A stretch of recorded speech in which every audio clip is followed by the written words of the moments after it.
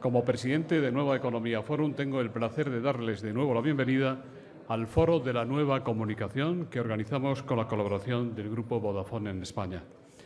Hoy tenemos la especial satisfacción de recibir al director, editor del periódico más antiguo de Latinoamérica, El Mercurio. Es un honor tener con nosotros a don Christian Zegers y también es una gran satisfacción que haya aceptado presentarle don Juan Luis Cebrián, presidente del Grupo Prisa. La tribuna es suya.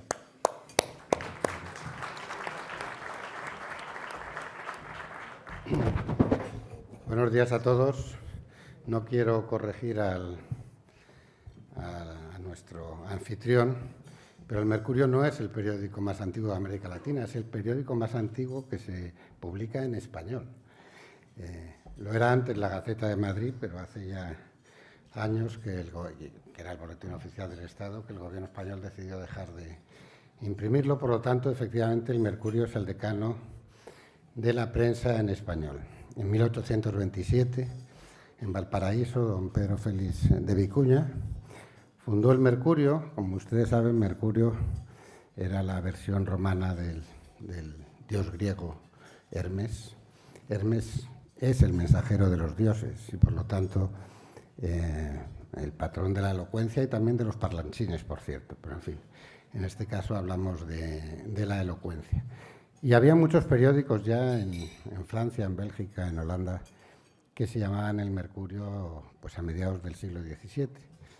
Pero es en 1827, como digo, cuando don Pedro Félix de Vicuña, con un tipógrafo norteamericano, funda El Mercurio de Valparaíso y como 50 años más tarde don Agustín Edwards lo adquiere y un poco tiempo después lo fusiona con otro periódico de Santiago de Chile, La Época, y monta lo que sería probablemente el primer periódico profesional, empresarialmente bien conocido, con periodistas trabajando a tiempo completo, con normas rigurosas respecto a cómo hacer las informaciones y cómo publicar las colaboraciones, y además con una decidida vocación empresarial de basar en los beneficios y en la organización comercial del periódico la independencia del mismo.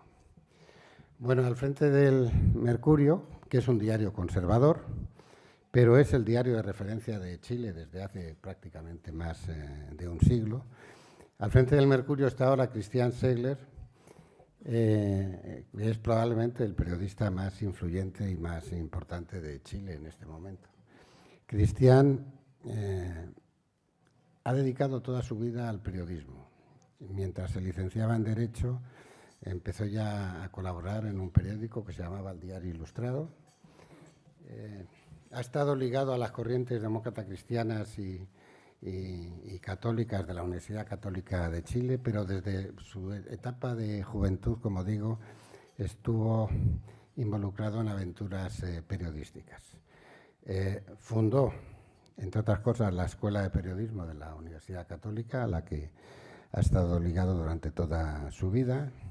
Es miembro de la Academia de Jurisprudencia y Ciencias Morales de Chile, correspondiente de la Academia de Ciencias Morales y Políticas de España, muy activo en las relaciones internacionales, sobre todo latinoamericanas, y durante 25 años dirigió La Segunda de Chile, que es un periódico también de el Grupo El Mercurio. El Grupo El Mercurio, como ustedes saben, pertenece a la familia Edwards, desde que don Agustín comprara, como digo, a finales del siglo XIX la cabecera a los fundadores del periódico. Y, como digo, durante 25 años, Christian, que había trabajado ya en El Mercurio, dirigió, no sé si con mano de hierro, pero con gran acierto, la cabecera de La Segunda. Hay algunas cosas que nos pueden separar a Christian y a mí. Él dirige un periódico conservador, yo dirigí un periódico liberal de izquierdas o centroizquierda, como queramos decir, pero hay muchas cosas más que nos unen. Primero, los dos llevamos más de 50 años dedicados al periodismo y al periodismo escrito, y los dos en el tiempo de nuestra probable jubilación nos hemos tenido que hacer cargo de nuevos retos cuando probablemente ni él ni yo lo deseábamos. Él, como digo, después de 25 años de dirigir la segunda, recibió el encargo de hacerse cargo efectivamente de la dirección del Mercurio y la está llevando a cabo con el mismo entusiasmo, con la misma capacidad y con la misma dedicación con la que hace ya más de un cuarto de siglo emprendió la tarea de dirigir la segunda. Hay otras cosas que nos unen a Cristian y a mí. Él es un gran admirador de don Andrés Bello. Como saben ustedes, don Andrés Bello formó parte de la Revolución Bolivariana en Venezuela. Se exilió primero a Colombia y luego a Chile. Es un héroe venezolano, un héroe colombiano, es un héroe chileno. Es el autor de la primera gramática española para el español de América y es un héroe español porque aquí en los jardines de la Real Academia Española hay un busto de don Andrés Bello, puesto que hizo una gramática para el español de América tan buena que los académicos de la época decidieron que la gramática de don Andrés Bello fuera también la gramática de España y no solo la gramática de América. Como digo, él es un gran admirador de don Andrés Bello y tiene otra gran admiración que comparto, que es que le gusta muchísimo la película Cantando bajo la lluvia. Dicen que la ha visto más veces que las veces que vio a Alfonso Guerra la película famosa sobre muerte en Venecia. Yo no sé cuántas veces he visto Cantando bajo la lluvia, las he visto muchas veces, pero siempre he pensado que esto de cantar bajo la lluvia es una metáfora del periodismo. Estamos cantando constantemente, no bajo la lluvia, sino bajo los truenos y rayos que nos caen desde todas partes. Cristian tiene una anatomía poderosa, es capaz de resistir cualquier rayo que le caiga encima y espero que les va a deleitar a ustedes con su intervención. Él tiene la tribuna. Muchas gracias.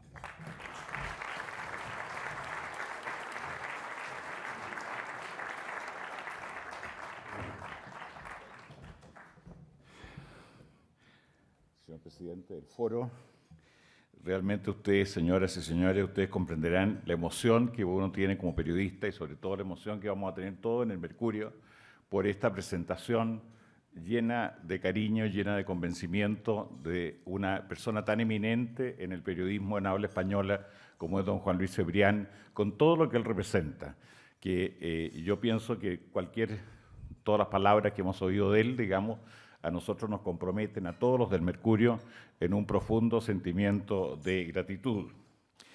Yo quiero un poco hablarles esta mañana de una segunda fase de la inversión española vista desde Chile. En realidad, como ningún otro país, España asumió en las décadas del 80 y del 90 los riesgos de invertir en los sectores regulados chilenos. En áreas estratégicas, el emprendimiento español reemplazó al de Estados Unidos en empresas que primero habían sido nacionalizadas y luego fueron privatizadas, y todo ello ocurrió en el marco de la apertura a la economía chilena a la competencia internacional hace más de 3 décadas.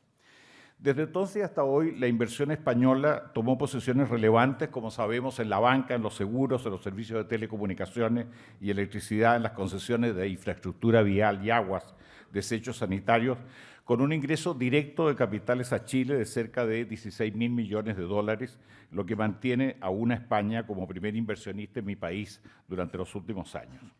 Lo que yo deseo entregar aquí es una percepción sobre la inversión española básicamente más determinada por las sensibilidades públicas que por razonamientos puramente económicos. Actualmente, este es lo que realmente creemos en Chile, avisoramos una nueva y muy interesante fase de vuestra inversión, pero ahora más centrada en las medianas y pequeñas empresas. De este impulso esperamos muchas asociaciones de largo alcance con empresas chilenas y también con miras de proyectarse al mercado del Pacífico. En general, nuestra coyuntura y la de América Latina siguen siendo favorables por ahora. Siempre hay que establecer una cautela máxima en esta aseveración. Algunos incluso afirman que la crisis ha pasado por alto a nuestra región. Las tasas de crecimiento económico son elevadas y la CEPAL acaba de señalar un nuevo monto récord de inversión extranjera directa en América Latina y el Caribe de 173.000 millones de dólares en el 2012. Ese mismo informe llama la atención sobre el hecho no menor de que las utilidades de las empresas transnacionales en nuestra área se incrementaron 5,5 veces en los 9 años transcurridos entre el 2002 y el 2011. Chile ha contado con responsabilidad en la política fiscal, monetaria, cambiaria y ha acumulado reservas que nadie habría imaginado. No es extraño, pues, que sea el año pasado el segundo receptor más importante de inversión extranjera directa en la región, con 30.323 millones de dólares, solo después de Brasil. Creo que la segunda fase de esta inversión española debería ser tan provisoria en resultados como la primera, aún teniendo en cuenta la dura crisis europea y la coyuntura actual de España. Por de pronto, vuestra crisis ha tenido repercusiones moderadas en Chile. Ciertamente se registran casos de desinversión, los tenemos en fondos de pensiones, en seguros, en telefonía. También muchos casos de retiros totales de utilidades, pero dificultades serias solo aparecen en 2 entre varias decenas de compañías hispanas, y son situaciones de excepción arrastradas por el alto endeudamiento de sus matrices y la imposibilidad de renegociar pasivos. Estas adversidades están lejos de haber afectado la formidable base de prestigio construida ya por más de 30 años. Y tampoco se han interrumpido los flujos de nuevas inversiones. En 2012 hubo sin duda una caída abrupta por un saldo neto negativo por remesas y repatriaciones varias veces superiores a los aportes recibidos desde España, los que apenas superaron los 100 millones de dólares. Sin embargo, si se agrega la inversión directa, la que corresponden a las inversiones financieras y las de reinversión de utilidades, el total de la inversión española en Chile, incluso el último año, el 2012, alcanza a una cifra potente de 4.377 millones de dólares. Al igual que en la primera ola, España está en condiciones de aportarnos tecnologías avanzadas, capacidad de gestión, recursos humanos, además de capitales con especial potencialidad para generar nuevos empleos. Por parte de Chile se mantiene la estabilidad política, el crecimiento económico sostenido, a lo cual se agregan otros factores, la disponibilidad de financiamientos nacionales, que están muy abiertas, la demanda insatisfecha de profesionales calificados en sectores de servicios, la nueva demanda proveniente de la incorporación de consumidores antes sumidos en la pobreza y un elemento, para mi gusto, fundamental, que es la particular exigencia de servicios y productos de calidad por parte de las clases medias emergentes cada vez más numerosas. Existe, pues, un espacio muy adecuado para recibir medianas y pequeñas empresas españolas. En el último año se han introducido en Chile cambios legales importantes para facilitar la creación de emprendimientos y mejorar el acceso al financiamiento de las pymes. Por otra parte, se han continuado celebrando acuerdos de libre comercio, siendo nuestro país el que cuenta con la mayor red de ellos, con un acceso privilegiado al Asia-Pacífico, a Europa y América del Norte. Un dato nuevo esencial es la Alianza del Pacífico, convenida entre Colombia, Chile, Perú y México, de la mayor importancia por sus connotaciones económicas y políticas. A ella se han incorporado como observadores desde luego España y pronto se sumarán en la misma calidad otros países europeos como Alemania, además del interés manifestado por otros latinoamericanos como Uruguay o países como Nueva Zelanda, Australia y Japón. Esperamos una incorporación también pronta en calidad de socios plenos de Panamá y Costa Rica. En globo, los países de esta alianza son los de mayor crecimiento económico del continente, representan más de 200 millones de habitantes, 210 millones de habitantes, con gran diversidad de climas, de materias primas, de capacidades productivas, sin contar sus miles de kilómetros de costa, todo ello de cara al Pacífico, que abren las puertas al comercio con Asia. El área de esta Alianza del Pacífico significa más de 1/3 de las economías latinoamericanas, y en ella se comparten las facilidades de libre comercio para el 90% de los productos, y para este año está comprometido completar la desgravación arancelaria restante junto con instalar un sistema de ventanilla única digital para el comercio exterior como el que Chile está estableciendo para sus exportadores e importadores en general. México hará las reformas necesarias para que su bolsa de comercio se incorpore al MILA, la bolsa que incluye, como ustedes saben, a Chile, Perú y Colombia y que permite transar títulos accionarios en cualquiera de ellos. Y en paralelo se desarrollan otros avances significativos en los estudios para mayores grados de integración financiera, compras públicas, muy relevante lograr instaurar un sistema único de compras públicas, becas, investigación científica, turismo y telecomunicaciones. No hay precedentes, creemos, en Latinoamérica de progresos más amplios, sostenidos y rápidos de integración económica. Nosotros tuvimos en los años 60 la experiencia de ALALC, digamos, que lamentablemente no fructificó, una experiencia que pretendía ser muy ambiciosa en términos de integración, pero que realmente tuvo una historia, digamos, que fue de más a menos. El colectivo actual del Pacífico no es un foro retórico, y yo creo que un elemento esencial es que no depende de una administración burocrática. Sus acuerdos responden a políticas de Estado y han permanecido a pesar de algunos cambios de orientación política de los gobiernos, cambios importantes como los que han ocurrido en Perú y en México.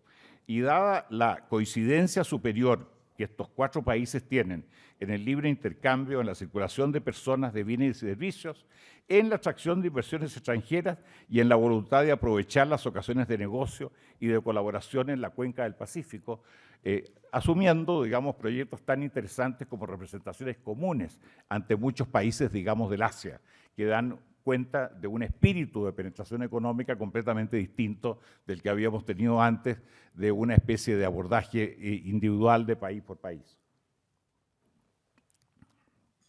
Esta alianza pienso que es particularmente interesante para España, ya que España es el primer inversor en Colombia y en Perú también. Con México, de más está decirlo, España comparte una relación privilegiada. Son más cientos de firmas originarias en la península, actúan en México. Colombia le ofrece la ventaja, no común en Latinoamérica, de varias ciudades de tamaño equilibrado y una población total equivalente a la española.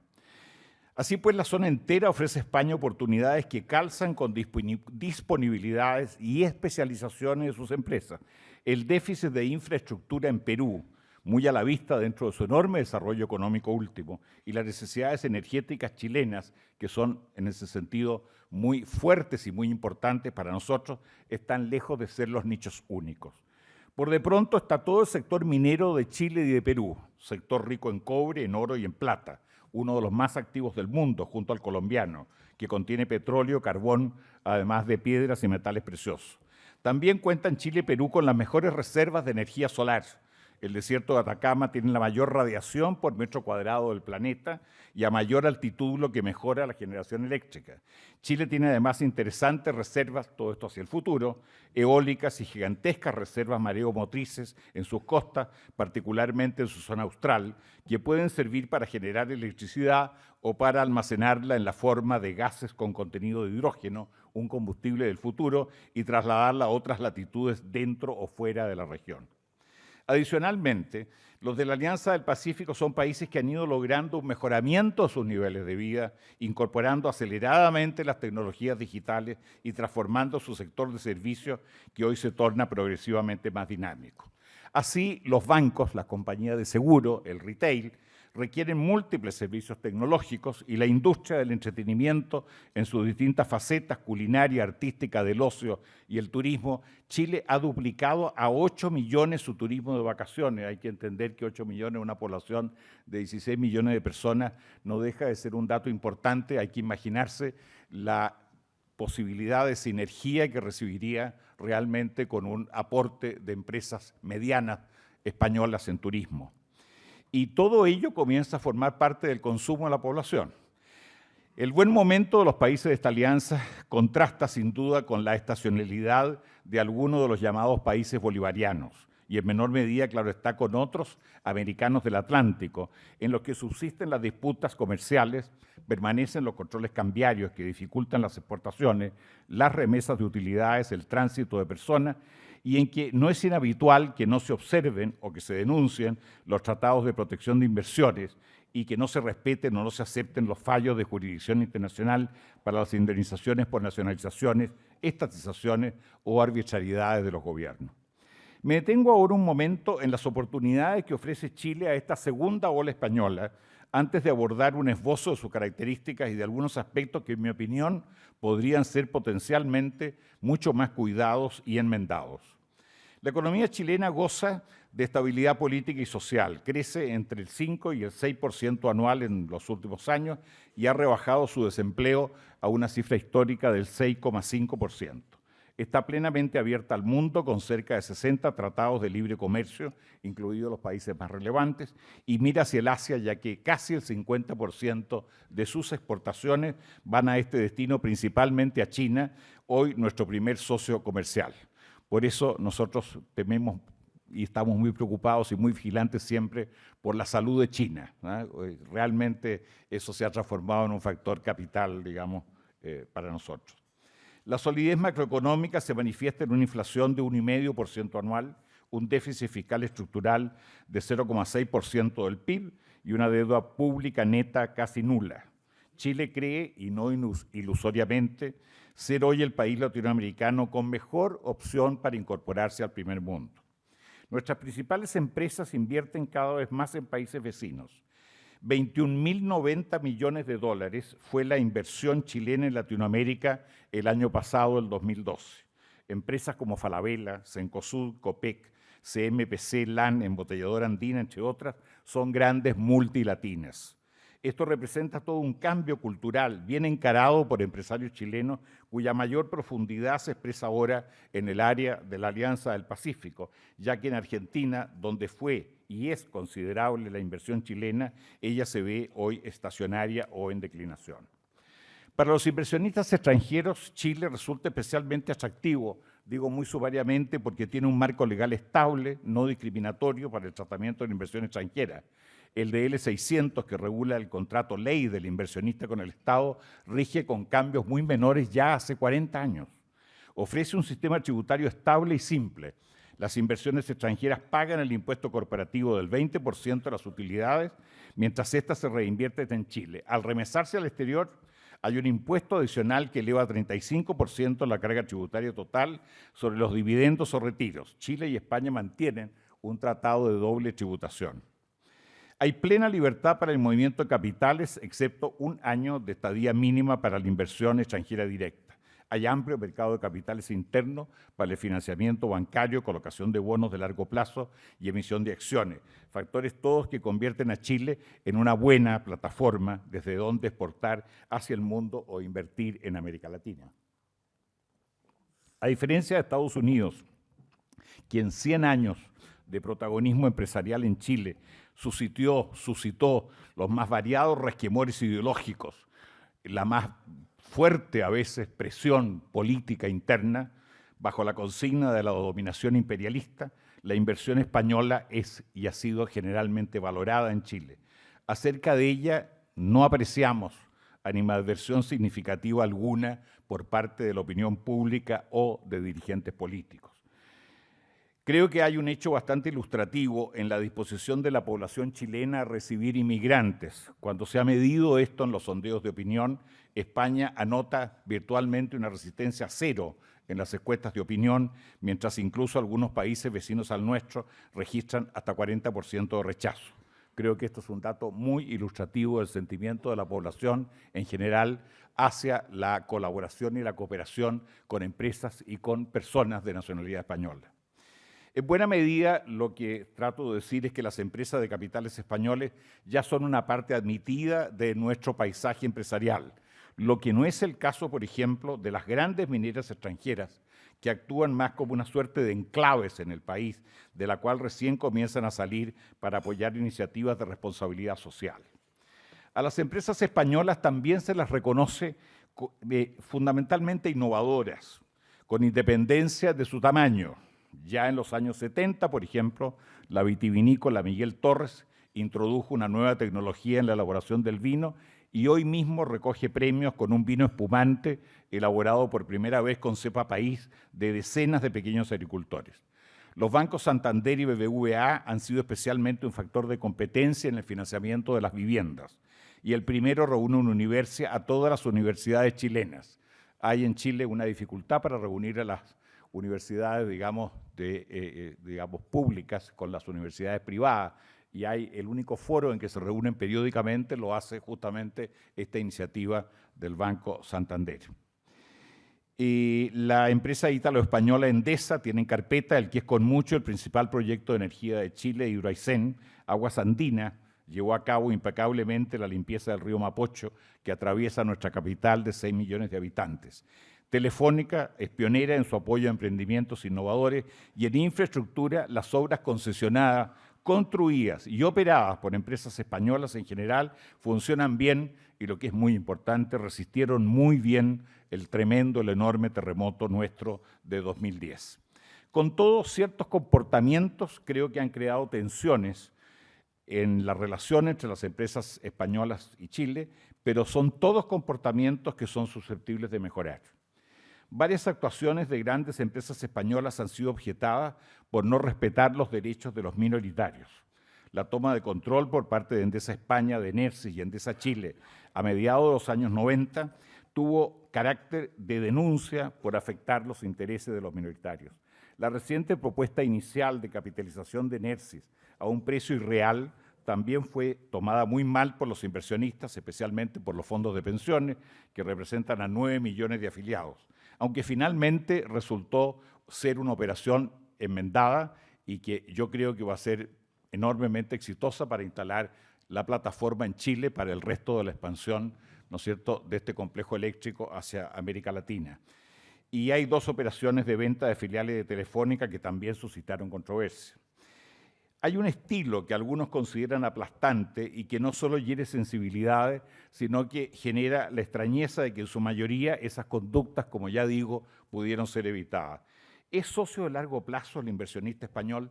Sí lo es. Se piensa que debería cultivar una buena relación con el mercado bursátil nacional y los inversionistas institucionales en los fondos de pensiones. Esto no solo como una forma de captar capitales, sino de tejer una red de contactos y de apoyo al quehacer de las empresas. La legítima manifestación de mayorías accionarias no tiene por qué ser excluyente de diálogos previos persuasivos con los minoritarios.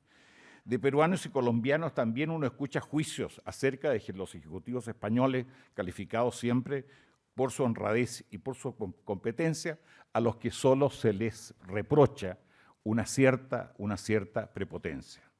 Hidroaicén, ya lo dijimos, es un proyecto crucial para Chile, pero de mucha complejidad política, por su tamaño y por su ubicación en una zona de altísimo valor medioambiental. El desafío para la empresa en que participa Endesa es convencer a la opinión pública chilena sobre su conveniencia. Una larga indecisión de participar en el debate público le significó acumular prejuicios en extensos sectores. Y si bien últimamente ha reaccionado con el inicio de campañas públicas, no parece haber ganado a los líderes de opinión. Entre tanto, la empresa parece confiada en que sea el gobierno el que finalmente se la juegue por el proyecto, y no es claro que ello vaya a ocurrir, y mucho menos a un año del término de su mandato de la actual administración. Pero como se maneje el conflicto correspondiente, esto puede ser sin duda un factor incidente en la imagen global de la inversión española en Chile. Llama la atención asimismo otro aspecto relacionado con eventuales conductas abusivas para con los derechos de los consumidores, tema que es hoy de la mayor relevancia en Chile. Desde luego, esto no es solo atribuible a las empresas españolas, ¿no es cierto? Ni siquiera están ellas entre las que los tribunales han sancionado por este tipo de prácticas. Pero el modelo de gestión que las empresas españolas trajeron a Chile, un modelo que prioriza el crecimiento, que impone a su personal directivo metas muy exigentes y que lo premia con bonos muy atractivos, puede haber sido uno de los factores incidentes o responsables de esta situación. La competencia y el afán de crecer son desde luego saludables, pero se echa de menos en algunos empresarios, tanto nuestros como españoles, una mirada de más largo plazo para establecer lazos de confianza más permanentes. La imposición unilateral de comisiones más pequeñas, sin justificación suficiente, pero que sumadas ofrecen un beneficio interesante, son las más incomprendidas, las más rechazadas por la población. Probablemente una remesa de utilidades bancarias por $1.000 millones en un año no suscite ninguna reacción pública. En cambio, sí habrá quejas por cobros ínfimos que quizás ya están eliminados incluso en la práctica bancaria española. No debemos olvidar que el 50% de los países de América Latina se anclan hoy en la clase media y esto conlleva el reto de administrar percepciones, administrar imágenes que no son en absoluto simples en un contexto universal de desconfianza en las instituciones. Por otro lado, sin embargo, y felizmente, Yo creo que hay que reconocer que las empresas españolas en Chile se han sacudido de un esquema que antes prevaleció en algunas de ellas, probablemente heredado de su carácter originario de empresas estatales y poco abiertas al mundo. Me refiero a que durante las primeras décadas de su instalación en nuestro país creyeron mucho en vínculos de asociación política que categóricamente no calzaban con nuestra realidad, a diferencia, por ejemplo, de lo que pudo ocurrirles en otras partes de Latinoamérica. Ahora bien, ¿qué indicios concretos tenemos de esta segunda ola de inversión de empresas españolas en Chile? A mí me parece que lo más saliente es la extensión a rubros nuevos, tan variados como, por ejemplo, tecnología de túneles en la gran minería del norte chileno, energías renovables, servicios sociales a distancia, maquinaria ultra pesada y de temporada para vendimia o elaboración de aceite de oliva, revestimiento de edificios, manejo de piscinas a teledistancia, software que aprovecha la lengua común, servicios auxiliares a la minería, manejo de tours mundiales. Es un repertorio amplísimo. Y dato importante, en sociedades que ahora operan en sectores no regulados, preferentemente manufacturas y servicios a empresas, y que progresivamente deberían tomar el natural relevo de las que funcionan en los sectores regulados. Un segundo rasgo podemos desprenderlo de los permisos de trabajo más recientemente autorizados a ciudadanos españoles en Chile. Gruesamente, un tercio viene con nuevas empresas. Otro tercio se instala en empresas ya creadas y un tercio busca y encuentra trabajo en empresas chilenas. Se observa, por ejemplo, en la incorporación de profesorado universitario español con posgrados de excelencia. Este último fenómeno podría incluso ser tendencial y, por cierto, que no desperta resistencias en los establecimientos chilenos de educación superior. Y ya hay varios planteles privados de educación superior que están en un proyecto y en un plan de una suerte de importación realmente importante, numerosa, de profesorado español que creemos que va a ser un enorme aporte para ellas. La mejor ilustración del futuro de esta segunda ola inversora es la respuesta entregada por la mitad de las compañías españolas con intereses en la región que creen que su negocio en Latinoamérica puede superar en importancia al que tienen aquí en la península. Los inmigrantes que arriban a Chile se encuentran con una clase superior y media alta sofisticada. La ventaja española está más bien en los niveles medios e inferiores, con una bien montada plataforma de negocios y un esquema jurídico y marco regulatorio que parecen razonables. Sin duda, algunos escollos dificultan parcialmente el más cómodo arraigo de los profesionales españoles, pero nada tienen que ver ellos con una general buena disposición de los chilenos a las cuales aludía. Yo en realidad me refiero al desnivel en la convalidación de títulos profesionales.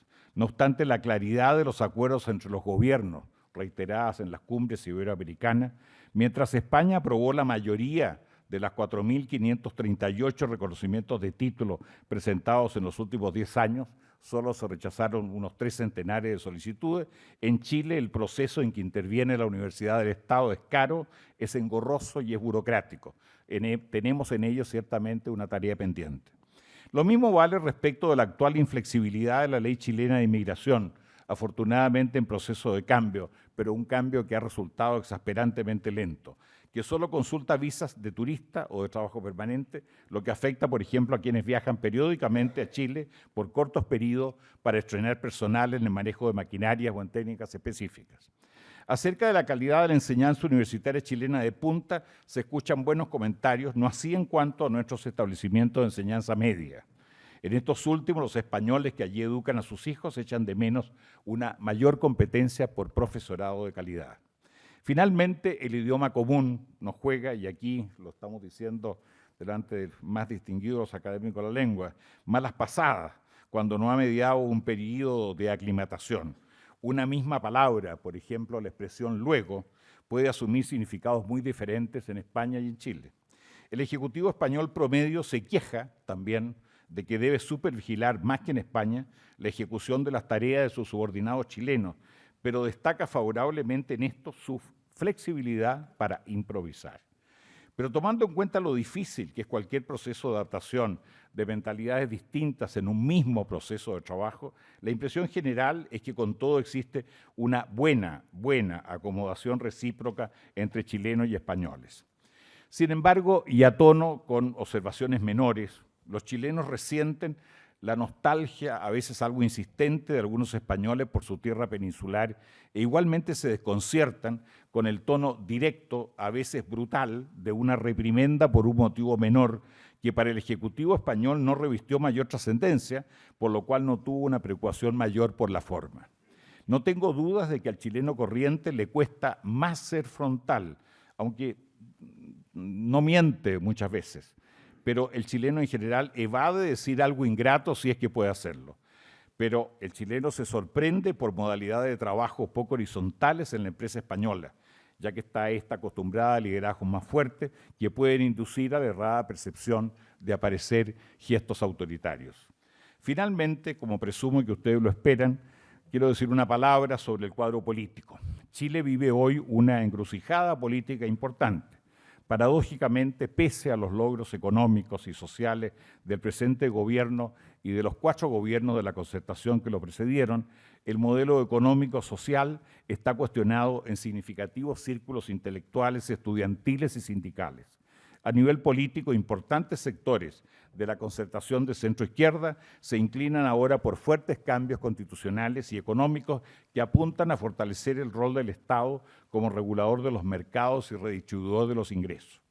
Sin perjuicio de lo anterior, valga la salvedad de que según una de las encuestas más acreditadas, la del Centro de Estudios Públicos CEP, y cito aquí las palabras de uno de sus personeros más connotados en una columna del Mercurio del 17 de este mes, el Chile real, cito, el de las mayorías, es muy distinto del que perciben sus élites, sean estas políticas empresariales, sindicales, estudiantiles o periodísticas. Los chilenos comunes son en gran parte apolíticos y moderados. Lejos de estar en una centrada lucha ideológica, privilegian su vida privada, su trabajo, sus amistades y sus diversiones. Cualquiera sea el grado de arraigo de los críticos más ácidos en el grueso de la ciudadanía, sus propuestas serán sometidas a veredicto popular en la elección presidencial de fines de este año. No es claro hasta qué punto son compartidas por el electorado, quien en Chile se ha mostrado en todas las elecciones de los últimos 25 años. Hemos tenido ya 3 elecciones presidenciales de resultado estrechísimo entre la coalición de centro-izquierda y la coalición de derecha, ¿no es cierto? Pero el escenario político ciertamente que puede variar y crear desafíos adicionales para empresas nacionales y extranjeras. Lo concreto es que ahora impera un cuadro de sociedades de clases medias, son difíciles de gobernar, muy exigentes de la calidad de los servicios y sensibles al abuso, que presentan mayores desafíos de administración, de sensibilidades y de percepciones. Esta atención a fenómenos en ciernes por demás parecidos en algunos rasgos a los españoles no aminoran la ventana de oportunidad que Chile y otros países latinoamericanos actualmente ofrecen a la empresa española. Incluso ya se verifican los casos nada aislados de jóvenes profesionales españoles no desocupados e incluso bien instalados en Europa que quieren desarrollarse más creativamente entre nosotros. Cuando nos disponemos todos a participar de una nueva economía basada en tecnología, basada en conocimiento, basada en comunicaciones, el aporte español para Chile resulta más imprescindible que nunca, dadas nuestras evidentes afinidades. Muchas gracias.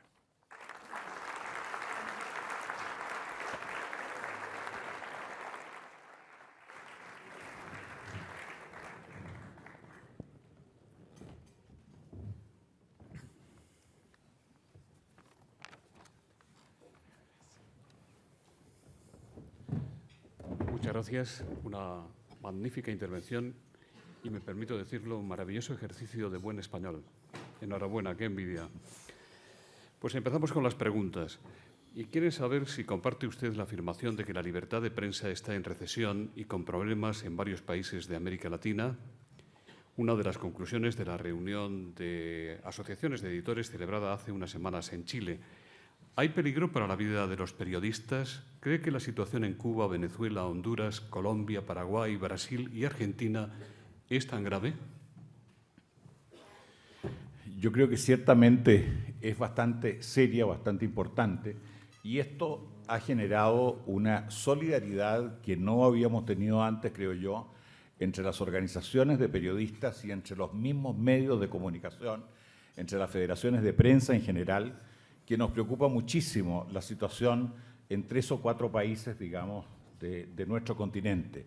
Porque, en definitiva, existe ahí no solamente la amenaza que siempre los medios de comunicación y los diarios tienen que sufrir cuando realmente quieren ser independientes y fiscalizadores de los poderes públicos, sino que hoy día esa amenaza que se concreta en acciones muy efectivas contra la prensa ha sido proclamada en los más altos, llamémoslo así, tribunas públicas por estos gobiernos como una gesta heroica, y eso no lo habíamos tenido antes.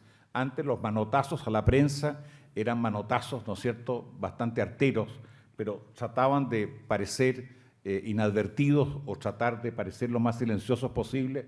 Estos hoy se proclaman a voz en cuello e incluso, digamos, en la asunción de nuevos mandatos renovados presidenciales que se han hecho desgraciadamente comunes en algunas partes de América Latina, bueno, son proclamados con verdadero orgullo. Y esto efectivamente nos preocupa y nos preocupa mucho. Hay muchos países que tienen, yo creo, en el continente una situación de prensa realmente incomparablemente sana, ¿no es cierto?, incomparablemente respetuosa de la libertad de expresión, pero no hay nada más contagioso que las amenazas a la libertad de expresión y nada que socave más a la democracia, ¿no es cierto?, que este tipo de amenazas. Amalia Colau dice, ¿qué le parece que el ministro de Justicia español quiera promover una reforma para que los jueces puedan ordenar a la prensa el cese de informaciones para evitar juicios paralelos, según él mismo, el señor Gallardón, justifica? ¿Cómo compatibilizar derecho a la información y derecho a la presunción de inocencia? La pregunta, si la quiere contestar también el señor Cebrián, pues estaremos encantados de que lo haga. Cristian, usted primero. A ver, yo creo que Chile hizo un avance. Yo no conozco, obviamente, en detalle la situación que usted me está mencionando a través de la pregunta, pero Chile hizo un avance, para mi gusto, gigantesco por un acuerdo político transversal entre centro-izquierda y centro-derecha, una prácticamente una unanimidad, digamos, en el Congreso, para sacar hace varios años una ley de transparencia muy fuerte y muy avanzada. Y esta ley, digamos, en América Latina y en nuestra mentalidad hispana, no siempre las leyes todas se cumplen. Bueno, esta ley se ha cumplido a cabalidad y realmente a través de la ley de transparencia hemos tenido un Estado que ha tenido que desnudarse prácticamente en público y hemos tenido el antídoto más efectivo contra la corrupción.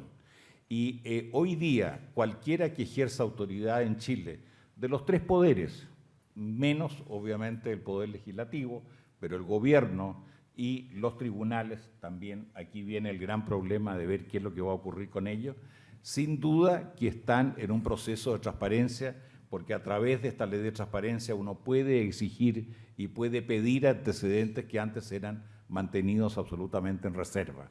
Yo creo que esto es una conciencia nueva, es una conciencia en la cual hay que avanzar. Los tribunales también en Chile son extraordinariamente celosos de sus atribuciones y confunden lo que son atribuciones legítimas muchas veces con atribuciones excesivas. Hay una suerte en Chile, y tengo que reconocerlo aquí, de judicialización, o sea, un afán de los jueces de inmiscuirse en competencias que no tienen, en jurisdicciones que no tienen, y que naturalmente tienen que ser revisadas, y algunas incluso han llegado al Tribunal Constitucional, que sí tiene la facultad de enmendar aquellas atribuciones que los jueces se toman y que no corresponden a la realidad de sus facultades. Señor Cebrián, ¿quiere usted decir algo? Muy brevemente, la Constitución prohíbe cualquier tipo de censura previa. Cualquier tipo de censura previa es cualquier tipo. Es decir, tampoco los jueces pueden establecer una censura previa.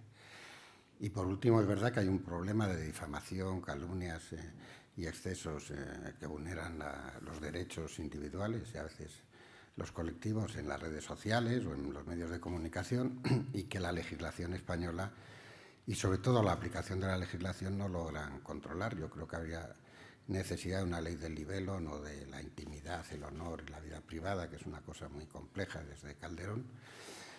Pero sobre todo los tribunales deberían ser más efectivos en la represión de los excesos a posteriori, pero previamente yo creo que ningún tipo de censura previa puede ser constitucional.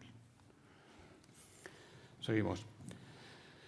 Jacinto Cortés, en España todos los medios están muy afectados por la crisis y de un modo especial la prensa escrita. ¿Cómo les va en Chile y en América Latina? ¿Ceden los periódicos protagonismo e ingresos publicitarios a favor de Internet y otros soportes? Ángel Sánchez, de dirigente, ¿cómo se enfrenta el Mercurio a la transición digital de los medios? Y si cree que el soporte papel tiene largo recorrido todavía en Chile. Y Elsa González, la presidenta de la Federación de Asociaciones de la Prensa de España, dice, dada la crisis en los medios españoles, ¿en qué medida los medios de Chile pueden ofrecer oportunidades a los periodistas españoles? Temo, dar una respuesta extraña a esta pregunta. Verdaderamente, sin duda, ¿no es cierto?, la prensa vive su momento más difícil en Estados Unidos y comienza también a vivirlo en Europa. Tenemos la sensación nosotros, podemos estar en esto relativamente equivocados, pero no del todo equivocados, que la crisis de la prensa norteamericana se debe a procesos de fusión de adquisiciones que llegaron a ser desmesuradas por su carga de deuda. Y esto se junta naturalmente con una baja publicitaria y realmente los diarios necesitan autonomía e independencia económica para subsistir con voz independiente. En Chile, curiosamente, tenemos una prensa que está sana, pero no es Chile solamente. Nosotros, concretamente, en el diario en que yo trabajo, estamos haciendo y ya hemos hecho adquisiciones muy grandes en prensas, lo cual significa que nos estamos preparando para que los diarios en papel existan por varias décadas, porque son inversiones que no se podrían amortizar, ustedes comprenderán, en un plazo corto. Y lo mismo vemos que ocurre en Perú, y lo mismo vemos que ocurre en Brasil, lo mismo vemos que ocurre en países pequeños como Uruguay, cuyo principal diario acaba de inaugurar una planta completa nueva. Es decir, hay procesos enormes de circulación, hay clases emergentes, hay un diario en Perú, ¿no es cierto?, popular, absolutamente popular, que está llegando a una venta de 500, 600 mil ejemplares diarios, que es un fenómeno como el que tuvo el diario La Razón de Argentina, pero ya hace muchas décadas. Es decir, creo que las señales para esta prensa en papel en ningún caso puede admitir un vaticinio de extinción. Yo creo que va a haber una buena convivencia siempre entre la prensa en papel e Internet. De lo que sí estoy seguro, y en eso nosotros creemos firmemente, es que tenemos que llegar a un adelanto tecnológico en el cual tengamos un soporte que nos permita leer el diario diseñado y jerarquizado, porque el diario entrega jerarquía de información en su diseño. Y esto que lo podamos tener en una tableta que ojalá la podamos plegar y meter en este bolsillo pequeño de acá, eso sería el mejor de los mundos para realmente mantener las buenas características que hoy día tiene el diario del papel con las facilidades tecnológicas, modernas. Con respecto a nuestra apuesta en Internet, lo que el Mercurio está haciendo son sitios especializados. Hemos invertido bastante en tener un sitio legal, un sitio de inversiones, un sitio dirigido al campo. Y estamos más preocupados de esos sitios que del proceso general en Internet, porque no queremos invertir demasiado más de lo que estamos rentabilizando Internet. El problema de Internet es que es una cosa gratuita, recién comienzan los tímidos esfuerzos para cobrarlo, pero realmente lo que allí se invierte es 2 o 3 veces lo que se obtiene como beneficio, y el beneficio se ve bastante topado y no se ve claridad en el esquema de negocios. Y por eso nosotros preferimos dar en esta materia pasos más cautelosos, ¿no es cierto?, pero que no afecten a lo que realmente estamos haciendo como proyecto de diario. Está muy extendida la práctica de los gobiernos de la zona que usan la publicidad oficial como mecanismo de premios o castigos para deslegitimar la crítica de los medios, hacer propaganda política y limitar el acceso a la información económica.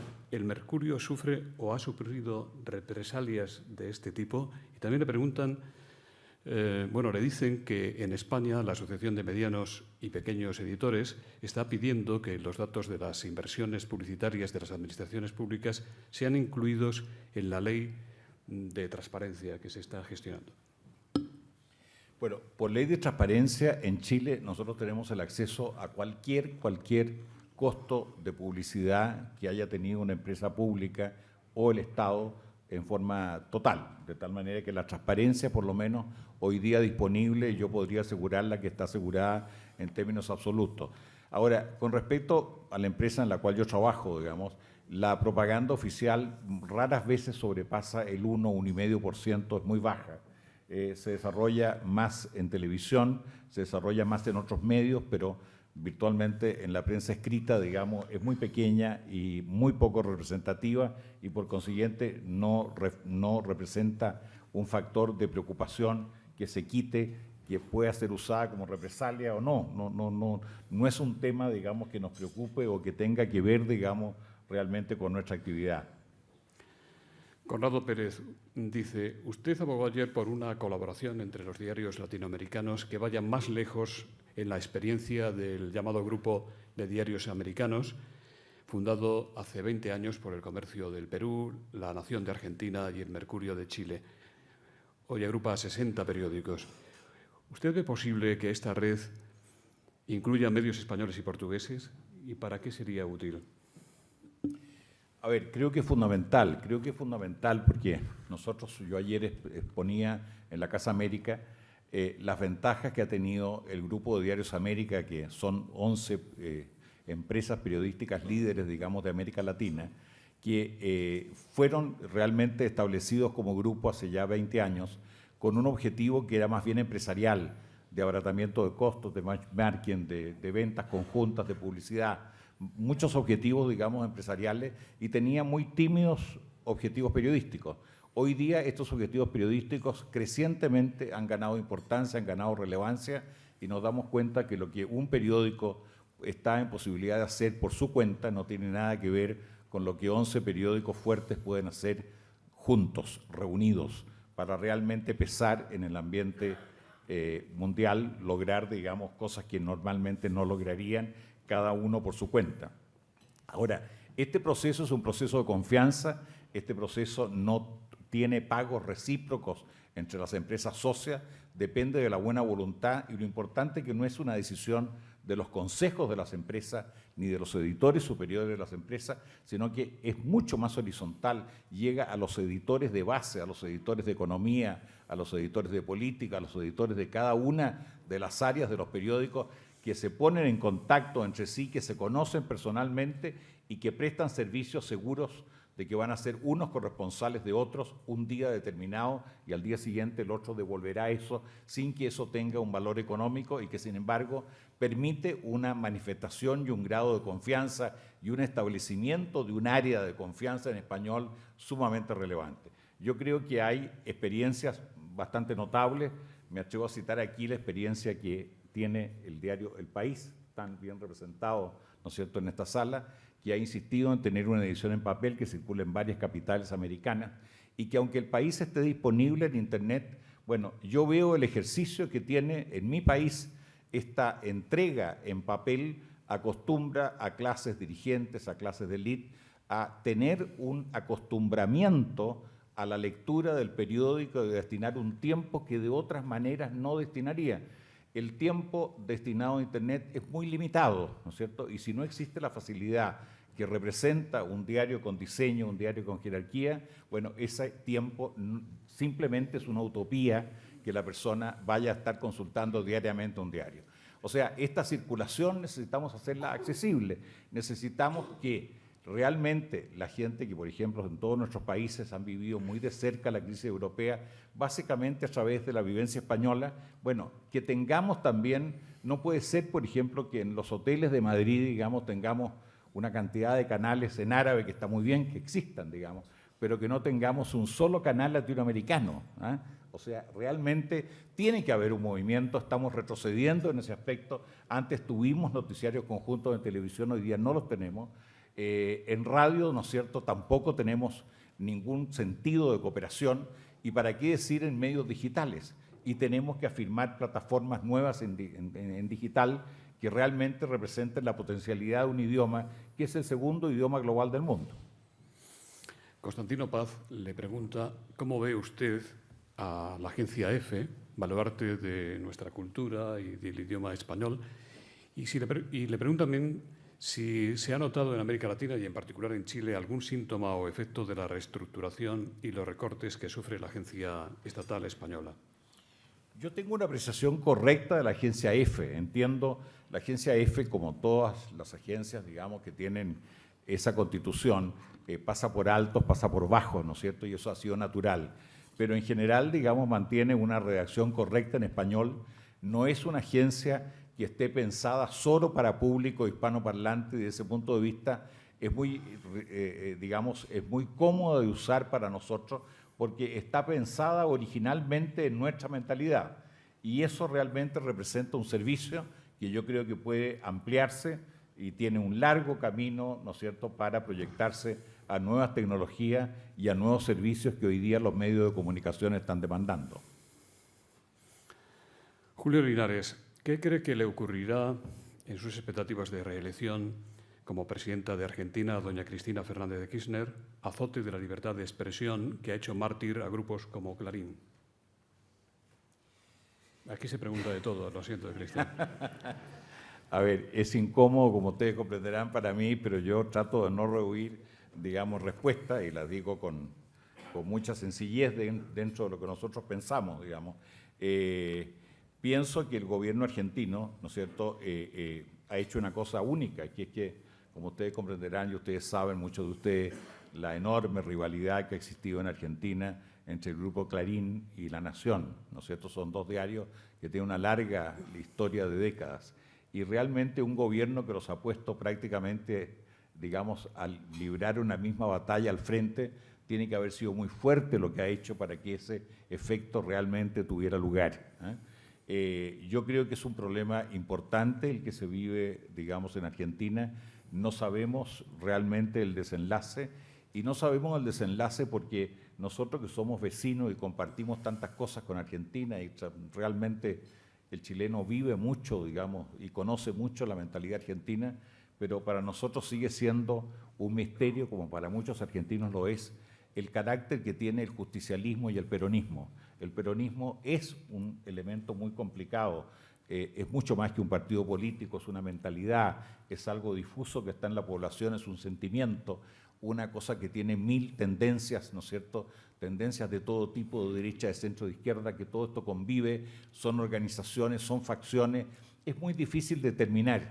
Y este peronismo es la única expresión política que hoy día se ve consistente en Argentina, pero no sabemos cómo va a aparecer y cómo va a reemplazar a sus dirigentes. Lo que es claro es que en Argentina no vemos una renovación en la oposición que tenga importancia y que tenga calidad, ¿no es cierto? Y las últimas figuras que han surgido, bueno, han sido un poco espuma de un momento, pero finalmente han sido espumas que no han tenido mayor envergadura. Arturo Cifuentes le pregunta cuál es su opinión acerca de los improperios y advertencias lanzados por el ministro chileno de Salud, don Jaime Mañalich, contra un periodista del Mercurio a quien afeó la línea editorial del periódico que usted dirige. ¿Se trata, en su opinión, de un hecho aislado debido a un día de furia, como ha dicho el ministro, o más bien es una evidencia más de que los gobiernos en América Latina, y en particular el de Chile, el de Chile ahora, consienten de mala gana la libertad de expresión de los medios y sus periodistas? También le pregunta qué cree o quién cree que ha obligado al ministro a llamarle usted a España para pedirle disculpas y una cita en Chile a la vuelta. ¿En qué sustenta el titular de la cartera de Salud la acusación de que la línea editorial del Mercurio puede causar un retroceso en la lucha contra el tabaco en Chile? Bueno, aquí hay varios fenómenos, digamos. Primero, existe una ley del tabaco, como todas las leyes restrictivas de la libertad, es una ley que ha sido polémica en Chile, que ha tenido un amplio respaldo parlamentario, pero que en sectores de opinión, digamos, va arrinconando, por decirlo así. Yo no soy fumador, digo, de antemano, digamos, pero va arrinconando, digamos, los fumadores y va limitando cada vez más los espacios. Y esto hay muchos que consideran que es una restricción a la libertad. Y hay muchas iniciativas de salud que van también en esa misma línea. El Mercurio tiene un elenco de columnistas de las más variadas tendencias que gozan todos de libertad editorial para decir su opinión. Y hay columnistas que efectivamente han sido muy críticos de estas disposiciones del Ministerio de Salud. Tengo la impresión de que el ministro ha confundido lamentablemente lo que son posiciones del diario con posiciones de los columnistas. Y lo que un periódico de calidad, creo yo, que debe hacer para servir a la población es ofrecer estas columnas realmente, ¿no es cierto?, en una posibilidad de tribuna abierta en la plaza pública. Si realmente esa posibilidad no se ejerce y si se confunde con la línea editorial del periódico, realmente estamos mal. El episodio fue muy infortunado, pero lo creo saludable de esto es que antes de 24 horas el ministro pidió disculpas públicas por el revuelo que esto había provocado en Chile. Y a mí me parece que este revuelo está bien porque habla de una sensibilidad en que en nuestros países que gozan hoy día, después de muchos años en que no gozaron de libertad, nosotros sabemos lo que es no tener libertad de información, nosotros sabemos lo que son restricciones informativas y por eso que estamos preocupados de mantenerlas y de defenderlas. De tal manera que un ministro que tenga que dar disculpas públicas en los términos que él lo hizo dentro de 24 horas, a mí me parece saludable. Por aquí no suele ser así, se lo digo yo. Me parece saludable porque, en definitiva, yo creo que él se vio ante la alternativa no de dejar el cargo, que el Mercurio jamás había pedido su salida del cargo, sino que de tener que dejar el cargo por una conducta pública inadmisible. Seguimos con temas internacionales. Fernando Peña le pregunta cómo se ve en Chile, cómo lo ve usted, cómo se ve en general en América Latina la situación que vive la corona de España, que vive Su Majestad el Rey, que ha sido y que es una referencia en América Latina, además en España. ¿Ha pensado alguna vez en que don Juan Carlos debería abdicar y que esa abdicación aliviaría y daría esperanza? ¿Abdicación en favor del príncipe de Asturias? A ver, yo creo que para la situación de la transición española, yo creo que no es un misterio para nadie el aporte que significó la corona española y particularmente la figura de don Juan Carlos. Yo creo que nosotros en Chile tenemos alta estimación por la figura del monarca y alta estimación también por el príncipe de Asturias, de tal manera que siempre hoy día vivimos ciertamente tiempos de transparencia, ya lo decía antes. Esa transparencia no siempre es asumida en todas sus consecuencias, tenemos que sufrir por esas condiciones de transparencia que antes no se daban. No creo que las cosas que estén ocurriendo hoy no hubieran ocurrido en el pasado, hubieran ocurrido todavía con mayor crudeza, ¿no es cierto? De tal manera que hay que tener posiciones más equilibradas y en general, digamos, yo siento que el aporte de la corona española a una buena vida política española es y ha sido un aporte significativo y me parece que hasta ahí tiene que llegar mi opinión porque realmente yo, como ustedes comprenderán, soy muy admirador y muy partidario de España, pero no soy español. Cualquiera lo diría. Tomás Caramazana dice: el apoyo del Partido Comunista a la precandidata Michelle Bachelet no será como el abrazo del oso, como le pasó aquí a Almunia cuando se alió con Izquierda Unida. ¿Qué efecto puede tener esa alianza en el electorado de la concertación y en las posibilidades de la alianza? También le pregunto a Lucía Velasco si cree que Bachelet ganará las elecciones primarias entre los partidos de la oposición, el pacto de la nueva mayoría, y si las gana, esto significará que el presidente Piñera y sus políticos afines no tendrán su continuidad. Bueno, ahí hay... De Chile sí puede hablar. Sí. Ahí hay dos preguntas. Primero, hablemos un poco, muy brevemente, de lo que es el Partido Comunista Chileno. Es uno de los partidos comunistas que fue más organizado en América Latina y más estalinista. Digamos, es un partido que defendió la invasión digamos, a Checoslovaquia, es decir,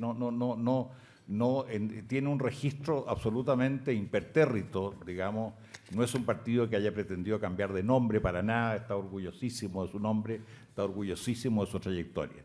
Ahora, este partido pequeño, que nunca ha representado más de 4%, 5%, ahora en los últimos 30 o 40 años, digamos, y luego del restablecimiento de la democracia, antes fue un partido mayor que llegó a significar hasta 12 y 15% del electorado.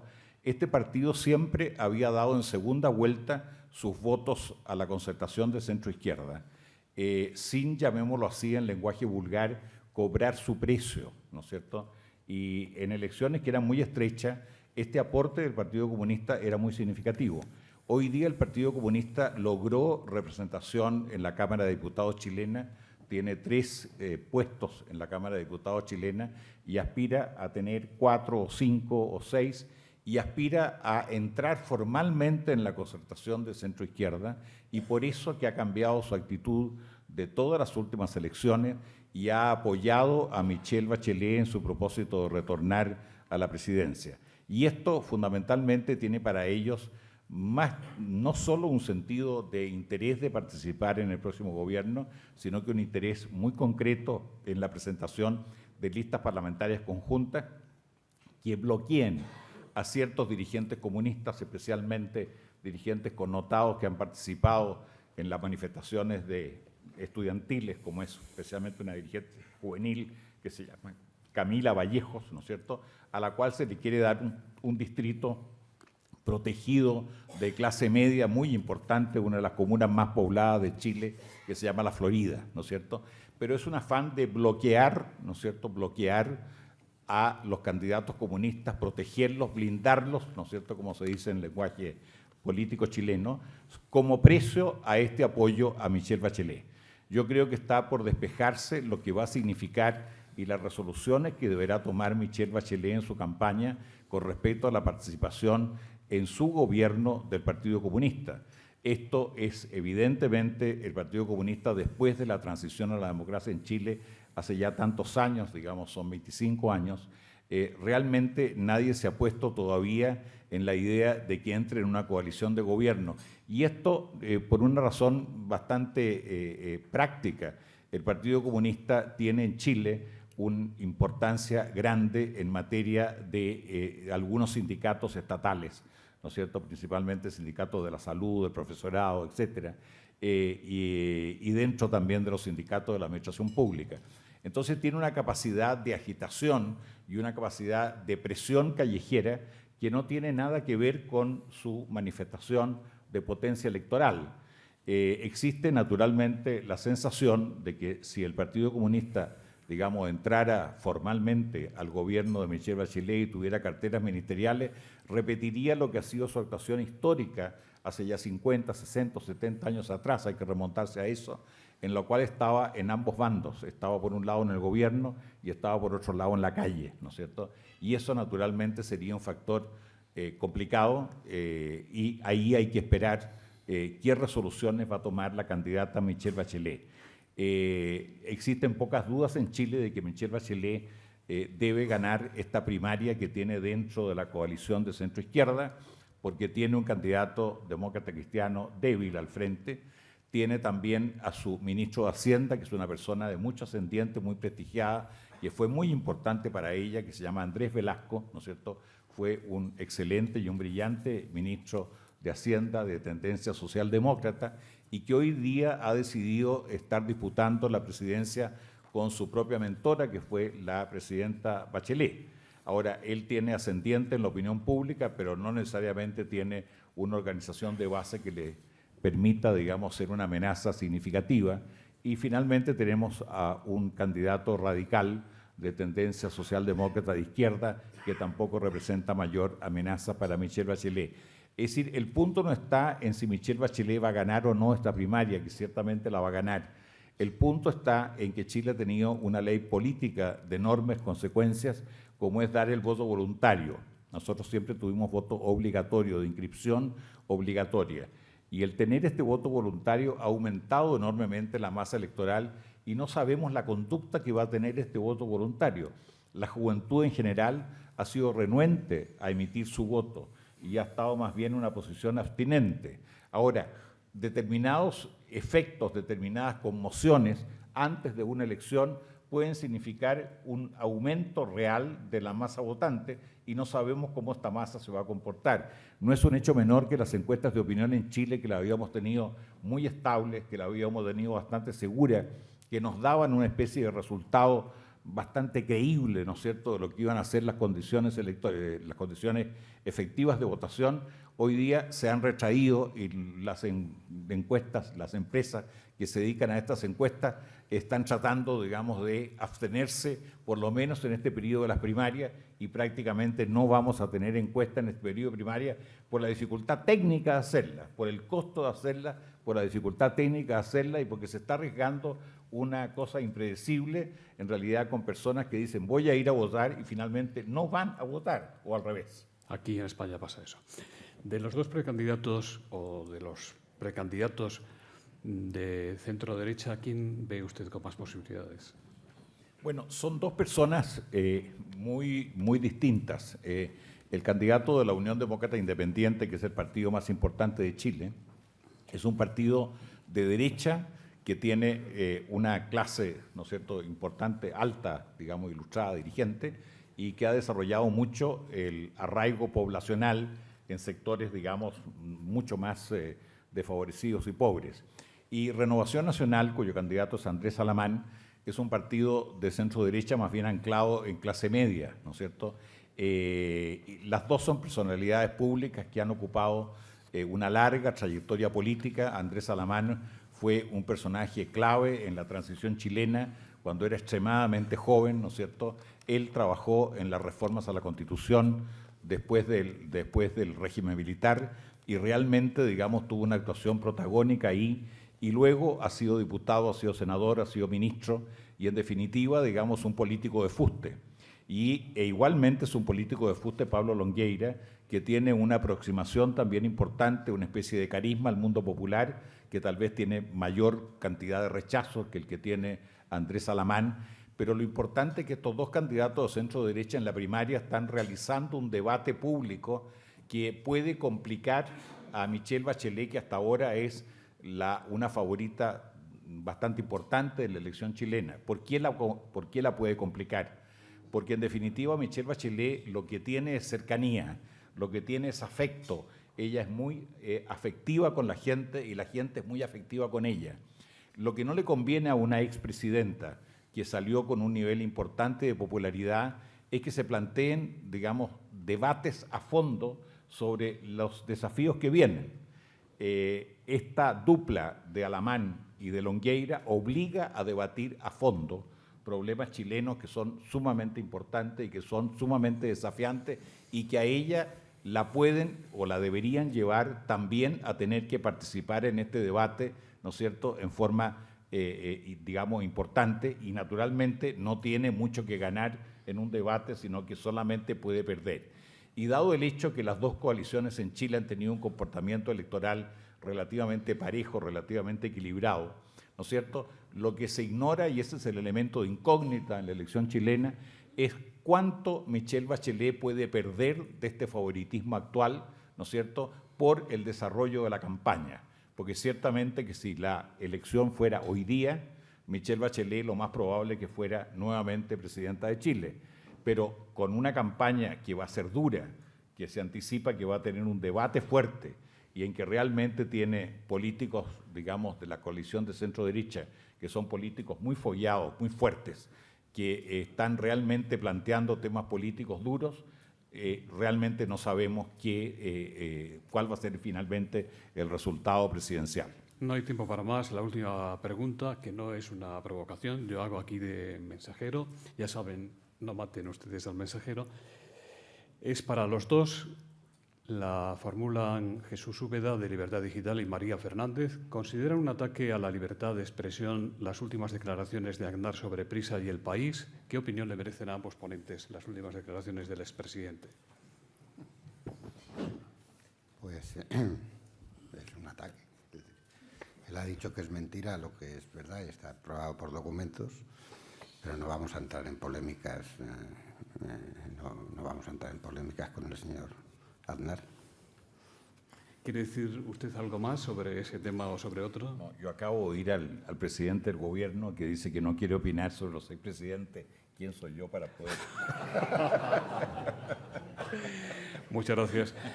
Don José Romero, director de comunicación de Vodafone, va a despedir el acto. Un momento, por favor. Un momento. Bueno, pues, no sé si funciona. ¿Funciona? Sí. Yo esta mañana cuando tengo un perro y lo sacaba y hacía frío y pensaba, fíjate lo acogedores que somos en España, que parece más que estamos en el comienzo del invierno austral que entrando en nuestro verano. Dicho esto, yo creo que un foro como este está muy bien, que sea un foro internacional donde podamos recoger las opiniones de gente como Cristian. Y yo creo que no solamente basta con escucharles, sino además atender algunas de las recomendaciones que hace. Y es una satisfacción escuchar cómo empresas españolas están participando en el crecimiento de la economía chilena.